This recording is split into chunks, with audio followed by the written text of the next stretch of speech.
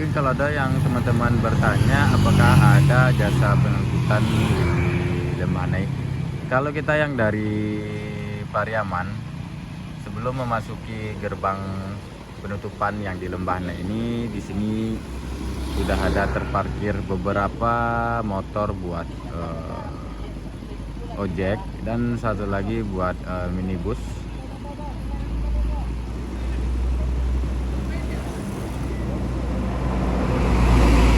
Cuman kalau buat yang dari Padang Panjang saya nggak tahu ya teman-teman semua. Ini yang saya update buat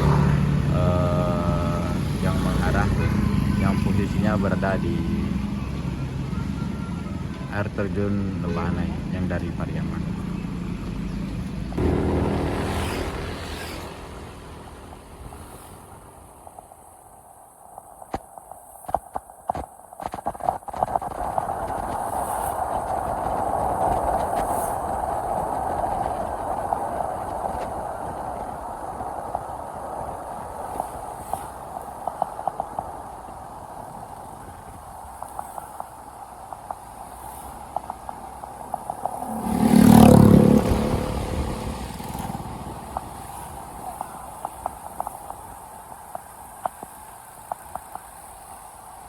Halo teman-teman semua. Assalamualaikum warahmatullahi wabarakatuh. Apa kabar dimanapun teman-teman semua berada, mudah-mudahan dalam keadaan sehat walafiat ya, dan rezekinya dilancarkan. Nah, kali ini kita lagi buat rencana di badan jalan yang putus di Lemhanai kemarin itu, dan sekarang udah ditimbun, sudah dipadati dan sudah bisa dilewati. Nah, kali ini kita lagi melewati badan jalan ini.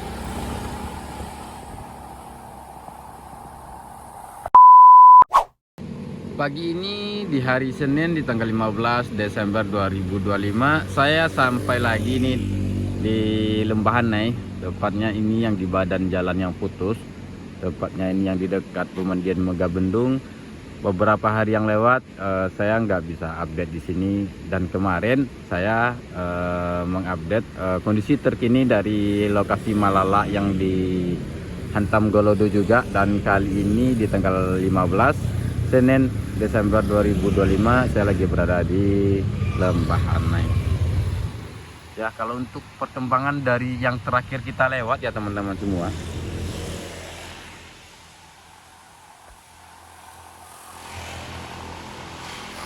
terakhir kita ke sini badan jalan yang kelar baru di pinggir kanan kita, dan sekarang lajur kiri, lajur kanan yang dilalui sama pengendara bermotor ini, yang lajur kiri yang masih seperti tanah timbunan ini adalah lajur kiri. Dan kalau dilihat udah tertimbun separuh ya, dan di pinggir sungai ini sudah ada apa sih namanya ya, bes timbunan dasar yang bersentuhan langsung dengan badan sungai. Bahkan batu-batu besar yang di bagian pinggir sungai pun sudah dipasang.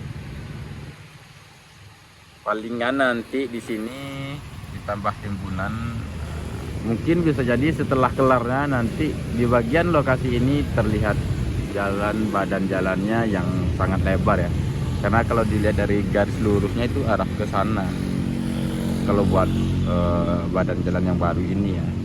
Jadi kayak lebar daripada sebelumnya. Dan sekarang masih pukul 7 lewat belum, masih pukul 6 lewat 50, 6.50. Dia sesi pertama jam 6 pagi sampai jam 8 pagi. Nah, next 8 pagi itu kedepannya pekerja udah berlanjut, jadi nggak boleh lagi berlewat. Terus kalau sesi kedua di pukul 16.30 sampai dengan 16.30, 17.30, 18.30. Nah, jadi setelah 18.30 itu pekerja pengendara tidak diperbolehkan lagi melalui lintas ini.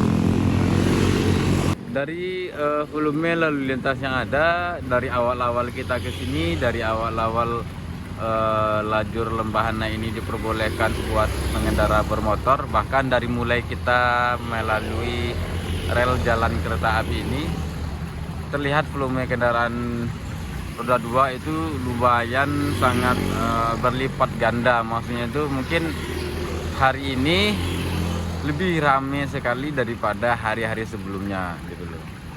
Padahal sekarang menjelang pukul 7 nih banyak ramai sekali.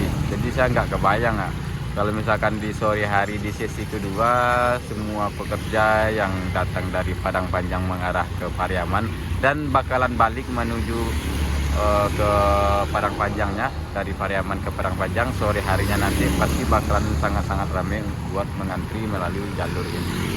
Karena kalau lagi pekerjaan berlangsung itu tidak diperbolehkan lalu sini. Aduh, ramai. Ya, bisa jadi mudah-mudahan bisa secepatnya kelar dan bukan hanya sepeda motor aja yang lewat, bahkan roda 4 dan truk dan segala macam yang bisa menikmati lajur ini.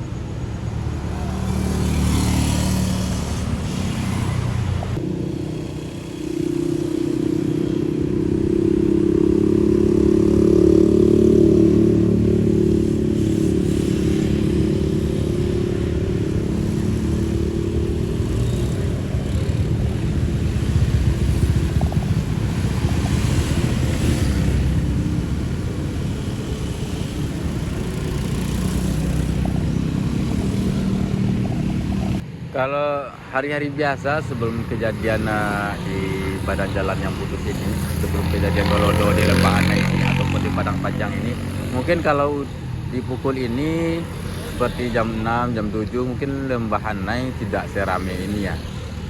Ini dikarenakan jadwal mepet, hanya satu sesi dari jam 6 sampai jam 8, makanya terlihat pengendara bermotor sangat ramai sekali melalui jalur ini. Mungkin kalau di hari-hari biasa tidak seramai ini. Inilah momen kita melihat jalur Lembahana di pagi, sangat-sangat pagi sekali, yang rame-rame sekali.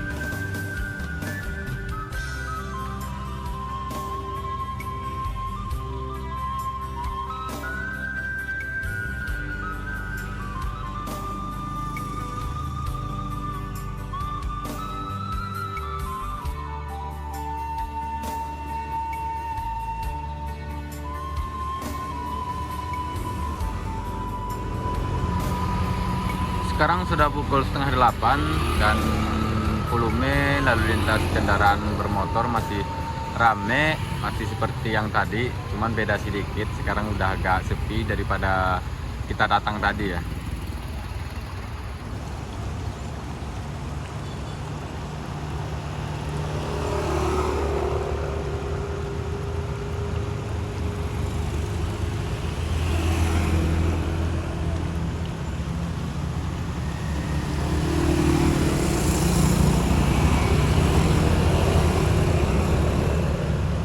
Yang kita pantau dari atas drone tadi, terlihat genangan air yang di Sungai Lembahna ini terlihat berwarna hijau.